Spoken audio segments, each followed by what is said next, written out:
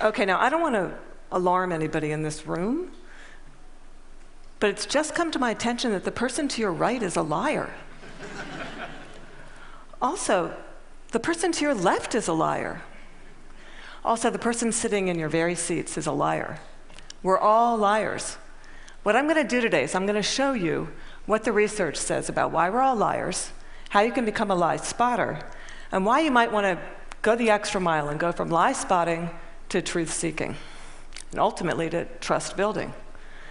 Now, speaking of trust, ever since I wrote this book, Liespotting, no one wants to meet me in person anymore. No. They say, it's okay, we'll email you. I can't even get a coffee date at Starbucks.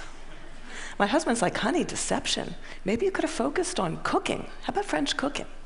So before we get started, what I'm going to do is I'm going to clarify my goal for you, which is not to teach a game of gotcha.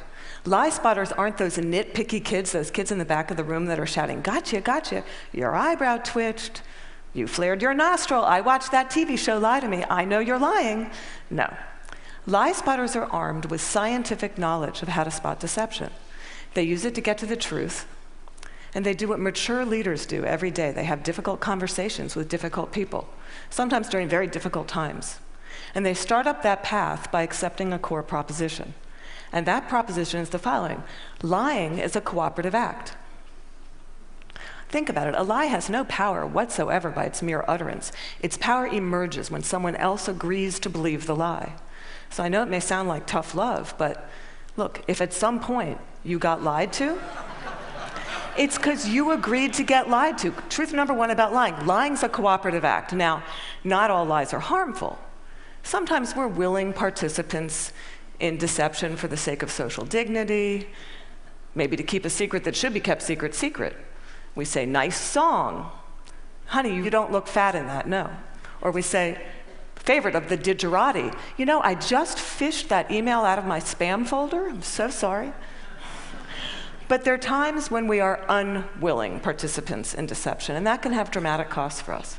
Last year saw $997 billion in corporate fraud alone in the United States. That's an eyelash under $1 trillion. That's 7% of revenues. Deception can cost billions. Think Enron, Madoff, the mortgage crisis, or in the case of double agents and traitors like Robert Hansen or Aldrich Ames, lies can betray our country. They can compromise our security. They can undermine democracy. They can cause the deaths of those that defend us. Deception is actually serious business. This con man, Henry Oberlander, he was such an effective con man, British authorities say he could have undermined the entire banking system of the Western world. And you can't find this guy on Google. You can't find him anywhere. He was interviewed once, and he said the following. He said, look, I've got one rule. And this was Henry's rule. He said, look, everyone is willing to give you something. They're ready to give you something for whatever it is they're hungry for. And that's the crux of it. If you don't want to be deceived, you have to know, what is it that you're hungry for? And we all kind of hate to admit it. You know, we kind of wish we were better husbands, better wives, smarter, more powerful, taller, richer, the list goes on. Lying is an attempt to bridge that gap, to connect our wishes and our fantasies about who we wish we were, how we wish we could be, with what we're really like. And boy, are we willing to fill in those gaps in our lives with lies. On a given day, studies show that you may be lied to anywhere from 10 to 200 times. Now, granted, many of those are white lies. But in another study, it showed that strangers lied 3 times within the first 10 minutes of meeting each other. Now, when we first hear this data, we recoil. We can't believe how prevalent lying is. We're essentially against lying. But if you look more closely, the plot actually thickens. We lie more to strangers than we lie to coworkers. Extroverts lie more than introverts. Men lie 8 times more about themselves than they do other people. Women lie more to protect other people. If you're in an average married couple, you're going to lie to your spouse in 1 out of every 10 interactions. Now, you may think that's bad. If you're unmarried, that number drops to 3. Lying's complex. It's woven into the fabric of our daily and our business lives. We're deeply ambivalent about the truth. We parse it out on an as-needed basis, sometimes for very, very good reasons, and other times just because we don't understand the gaps in our lives. That's truth number 2 about lying. We're against lying, but we're covertly for it in ways that our society has sanctioned for centuries and centuries and centuries. It's as old as breathing. It's part of our culture. It's part of our history. Think Dante, Shakespeare, the Bible, news of the world. Lying has evolutionary value to us as a species. Researchers have long known that the more intelligent the species, the larger the neocortex, the more likely it is to be deceptive. Now, you might remember Coco. Does anybody here remember Coco the gorilla, who was taught sign language? Coco was taught to communicate via sign language. Here's Coco with her kitten. It's her cute little fluffy pet kitten. Coco once blamed her pet kitten for ripping a sink out of the wall. We're hardwired to become leaders of the pack. It starts really, really early. How early? Well, babies will fake a cry, pause, wait to see who's coming, and then go right back to crying. 1-year-olds learn concealment. 2-year-olds bluff. 5-year-olds lie outright. They manipulate via flattery. 9-year-olds, masters of the cover-up. By the time you enter college, you're going to lie to your mom in 1 out of every 5 interactions. By the time we enter this work world, and we're breadwinners, we enter a world that is just cluttered with spam, fake digital friends, partisan media, ingenious identity thieves, world-class Ponzi schemers, a deception epidemic. In short, what one author calls a post-truth society. It's been very confusing for a long time now.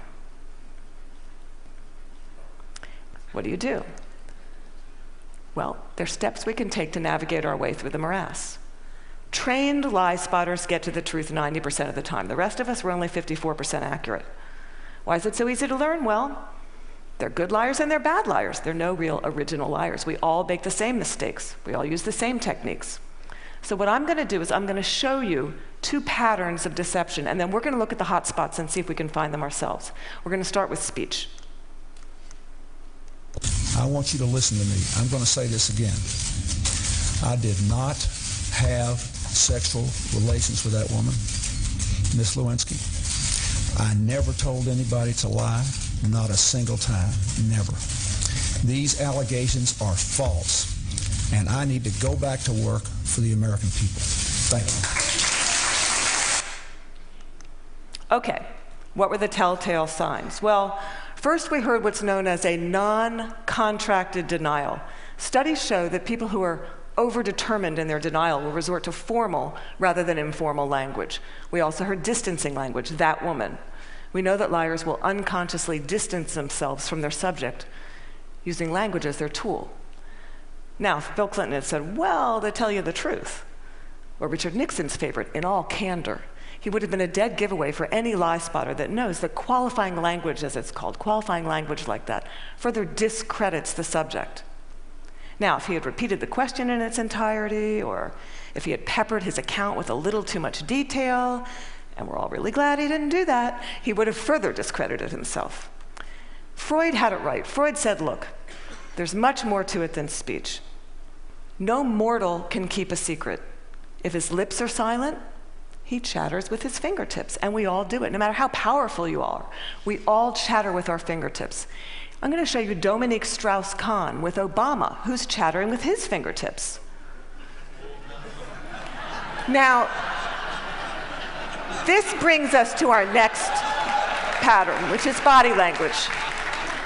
With body language, here's what you got to do. You really got to just throw your assumptions out the door. Let the science temper your knowledge a little bit. Because we think liars fidget all the time. Well, guess what? They're known to freeze their upper bodies when they're lying.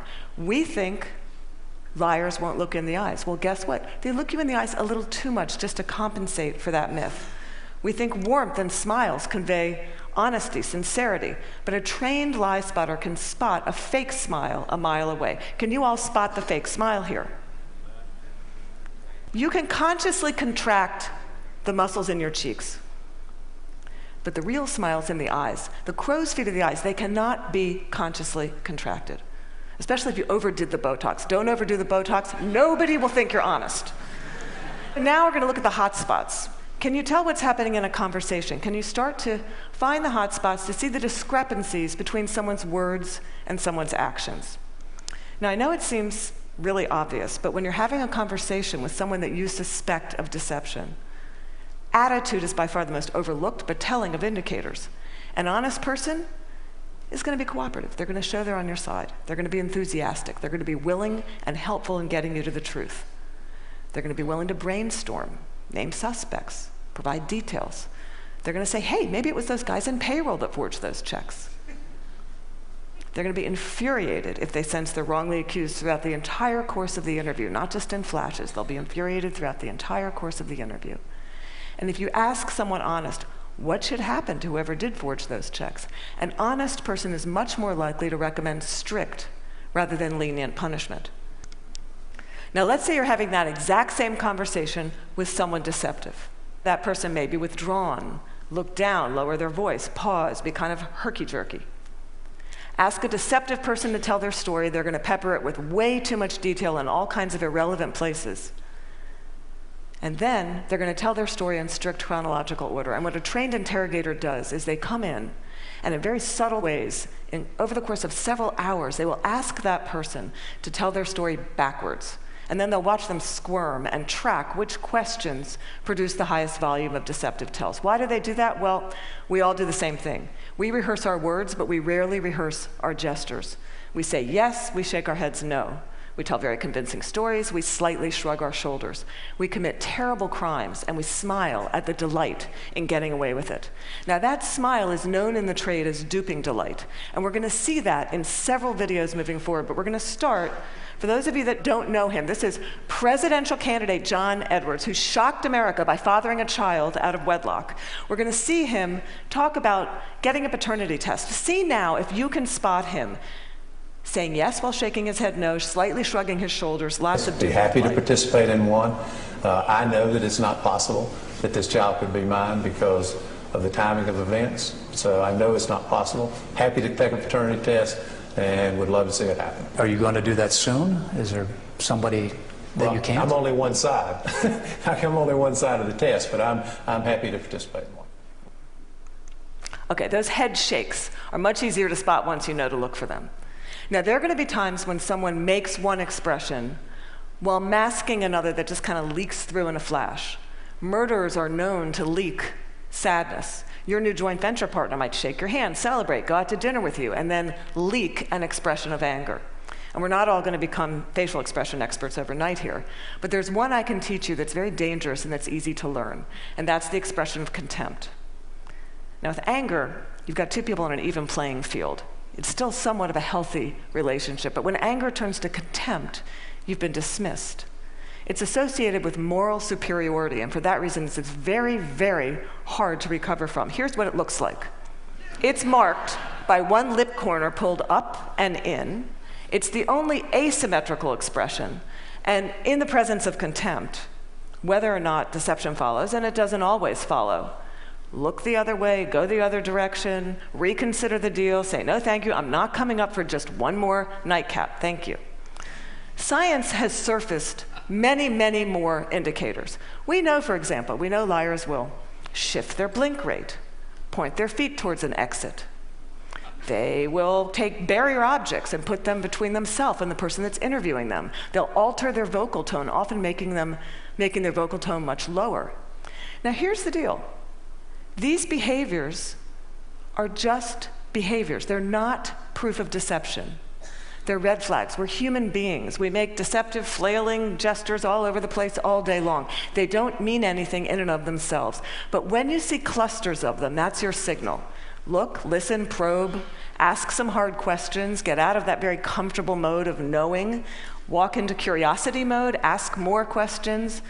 Have a little dignity. Treat the person you're talking to with rapport. Don't try to be like those folks on Law and Order and those other TV shows that pummel their subjects into submission.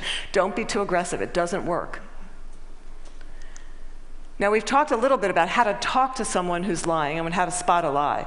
And as I promised, we're now going to look at what the truth looks like. And I'm going to show you two videos. Two mothers, one is lying, one is telling the truth. And these were surfaced by researcher David Matsumoto in California. And I think they're an excellent example of what the truth looks like. This mother, Diane Downs, shot her kids at close range, drove them to the hospital while they bled all over the car, claimed a scraggy-haired stranger did it. And you'll see when you see the video, she can't even pretend to be an agonizing mother. What you want to look for here is an incredible discrepancy between horrific events that she describes and her very, very cool demeanor. And if you look closely, you'll see duping delight throughout this video. But at night, when I close my eyes, I can see Christy reaching her hand out to me while I'm driving, and the blood just keep coming out of her mouth. And that, maybe it'll fade too with time, but I don't think so. That haunts me the most.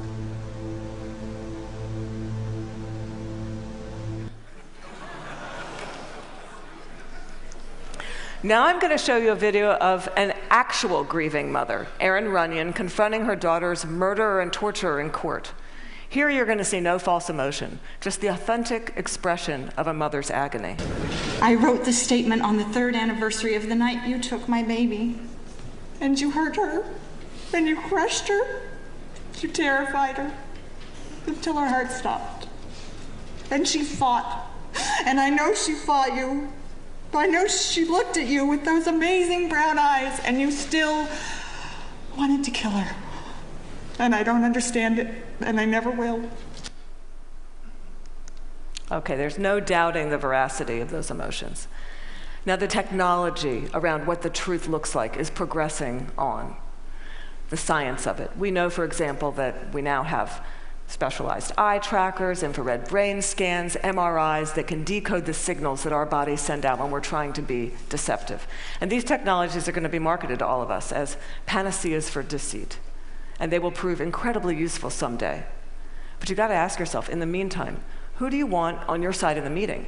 Someone who's trained in getting to the truth, or some guy who's going to drag a 400-pound electroencephalogram through the door? Lie spotters rely on human tools.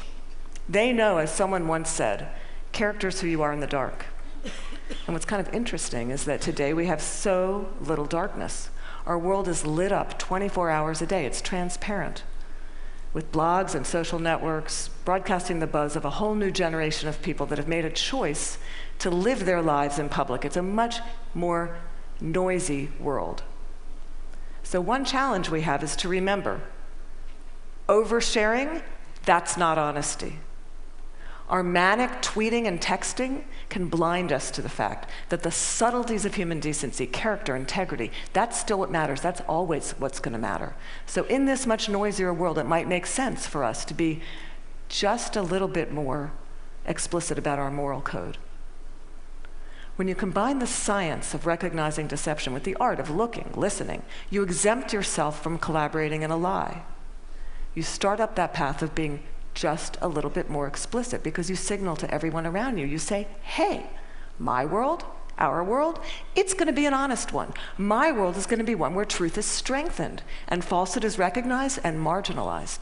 And when you do that, the ground around you starts to shift just a little bit. And that's the truth. Thank you.